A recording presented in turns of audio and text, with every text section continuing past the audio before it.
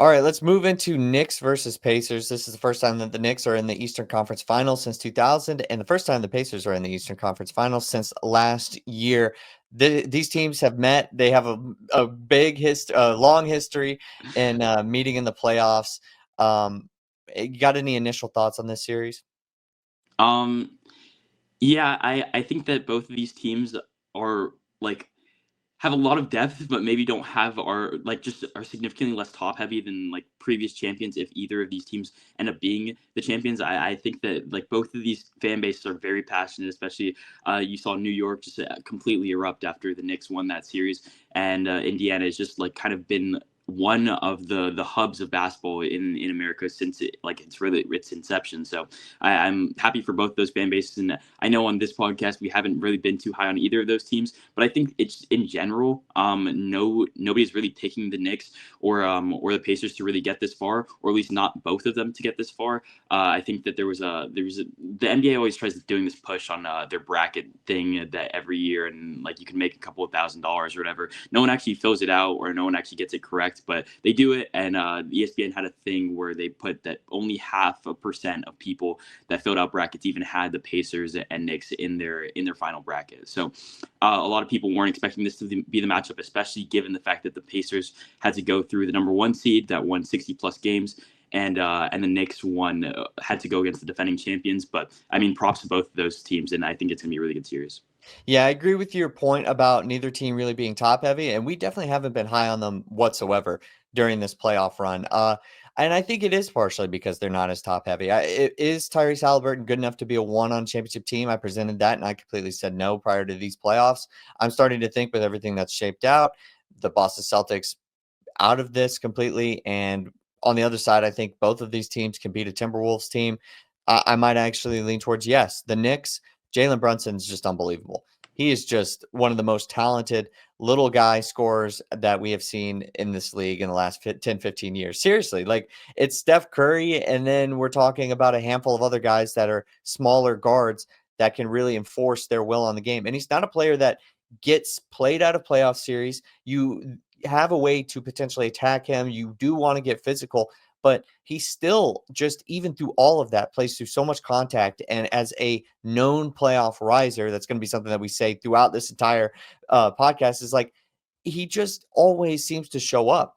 And I hate to even use the word clutch. We should almost ban that word here, but he's clutch. Like he's just unbelievable. So I think both these teams have earned it, and they've certainly surprised me even if they are potentially not as top heavy. It seems to be working out for them. It's just really, I think, for the Knicks, all about how well Karl Anthony Towns can play. I think potentially he could have some problems in the front court against the Pacers. They were so good last series against the Cavs that I have my worries, I think, still with Karl Anthony Towns, just as it would for like Julius Randle in the playoffs on the other side of the bracket. And I think that matchup is definitely something to watch. How much help can Jalen Brunson get against this Pacers team? Because this Pacers team is deep. They're talented all around. And that Cavs series, they showed they were clearly the better team throughout that entire series, even with the Cavs injuries that they dealt with in game one and game two. So I think the Knicks, if you can get help, then you can compete with this Pacers team. But if at any point Jalen Brunson doesn't get the help that he needs, I think those are automatic wins for the Pacers.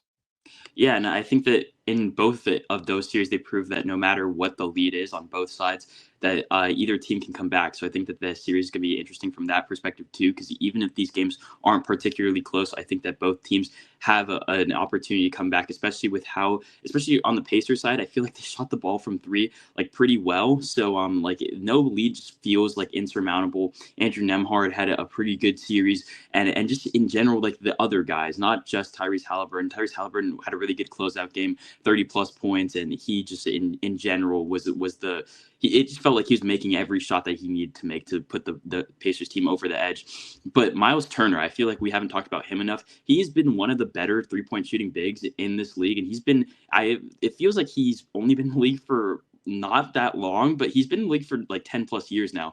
And he's just in general has been one of the better shot blockers, and then also one of the better 3-point shooters as a big man. He had 4 blocks in that closeout game, and then he went 1 for 2 from 3-point line. But in general, like it feels like when he's at the top of the key, that top of the key shot, he is really consistent with and only takes good looking shots and is just like one of those stretch 4, stretch 5 type of players that you really like on your team. And then Pascal Siakam didn't even have a very good series last series, and the Pacers were still able to pull it out against the number 1 team in the East. So I think that both these teams look really good, and I want to give props to the Pacers a little bit because we haven't been doing them justice on this podcast. But like that is like, I mean, at this point, especially if the Nuggets win their series, I think that any of these teams can win the championship. Yeah, I question whether these teams can beat the Nuggets, but I definitely do believe that both of these teams can beat the Timberwolves if they do face them in the finals. I'm glad that you mentioned Miles Turner. That's kind of what I was alluding to for the front court matchup against Karl Anthony Towns. I think Miles Turner is one of those players that's got an underrated amount of playoff experience. Obviously, he was there in 2018 whenever this Pacers team faced that 2018 LeBron-led Cavs, and he has been around for forever now and kind of a player that I don't really think about a ton. But for the Knicks perspective, I think Josh Hart, OG Anunoby, they need to be able to support Jalen Brunson because I don't really see as many bad games coming from Tyrese Halliburton as the playoffs go on. Like, I don't know if he's going to have another game like he did against the Cavs where he only had 6 points. And was that game 4? Or game 4, game 3. And it's just like, I don't know how much I see that from him. And then I know this Pacers team is so deep. So I need this Knicks team to be able to support him. And this series was great last year. It went 7 games. Obviously, there was a blowout on the road in game 7 for the Pacers, and they were able to win that game.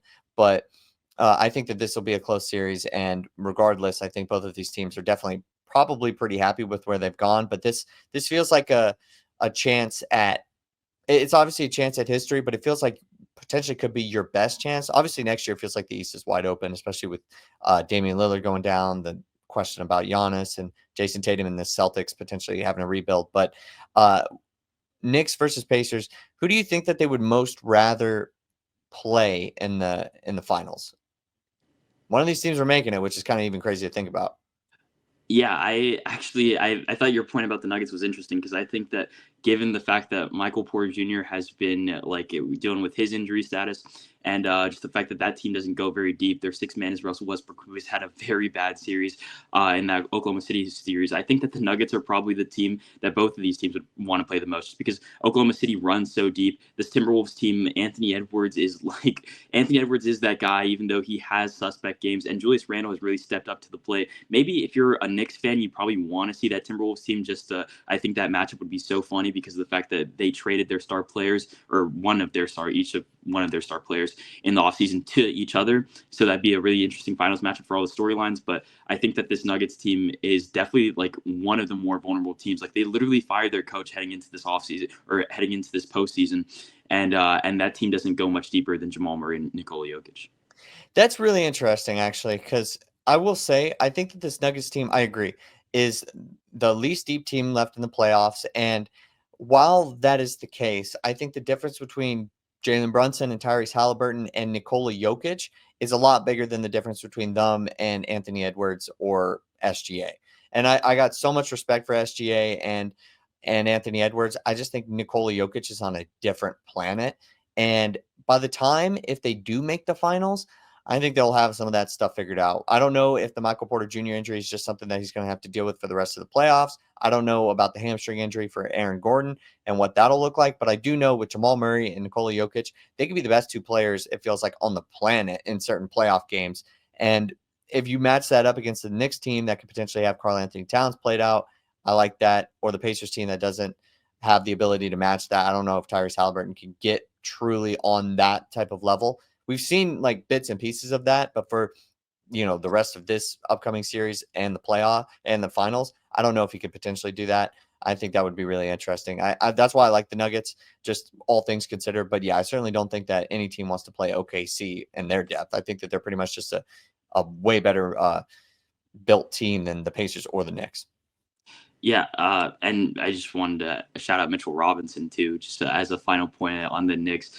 He made each of his first 6 free throws in that game 5, the first closeout game that they had. So we didn't cover that game, and I wanted to give him his props because they were doing a hack of Mitch, and he was able to push through it. So I thought that was funny.